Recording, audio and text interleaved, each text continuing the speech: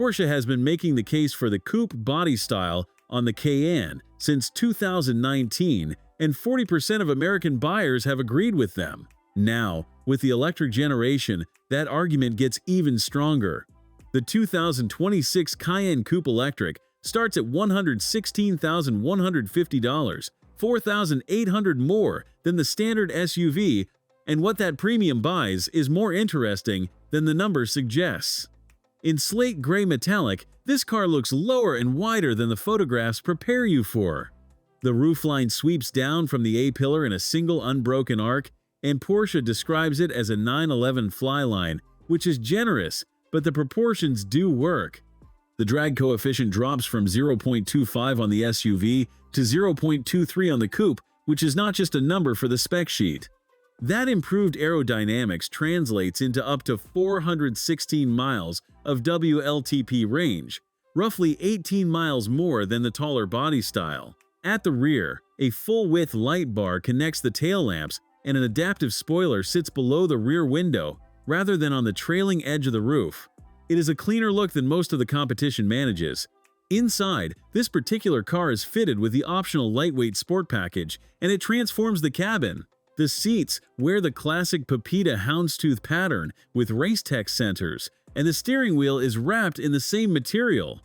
The curved 12.6-inch OLED instrument cluster and the 12.3-inch central touchscreen are carried over from the SUV, but the coupe adds Sport Chrono as standard, which means the drive mode dial sits on the steering wheel from the base model. There is also a small analog clock on the dashboard, which feels like the kind of detail that separates Porsche interiors from everything else in this segment. Rear seat passengers get their own climate controls, 2 cup holders, and an electrically adjustable bench that offers either a 2-seat or a 2+1 configuration.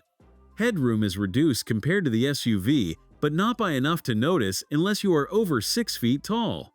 For a weekend away with luggage, the boot holds 18.9 cubic feet, with the seats in place, expanding to 47.6 with them folded. That is roughly 250 liters less than the SUV, and it is the most obvious trade-off for the coupe roofline. A 3.2 cubic foot frunk under the bonnet provides covered storage for charging cables. The base model sends 435 horsepower and 615 pound-feet of torque to all 4 wheels through dual electric motors. If comparisons like this help you decide, subscribe so you catch the next one. 0 to 60 takes 4.5 seconds, which is fast enough that most drivers will never feel the need for the S or the turbo above it.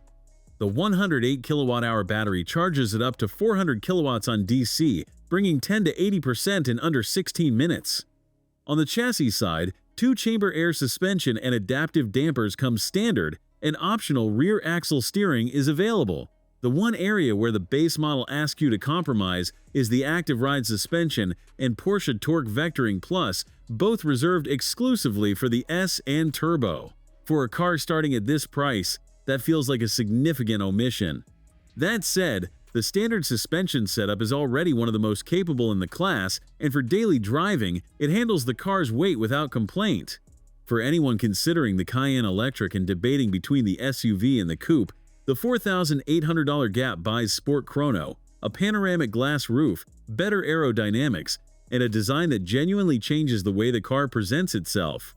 It is one of the smallest premiums in the luxury electric SUV segment for one of the largest differences in character. That alone makes the coupe worth seeing in person before making a decision. Thanks for watching. If you enjoyed this video, hit that like button and subscribe for more content just like this. Leave a comment below with your thoughts or questions. I read every single one. And don't forget to click the bell icon to get notified about my next upload. See you in the next video.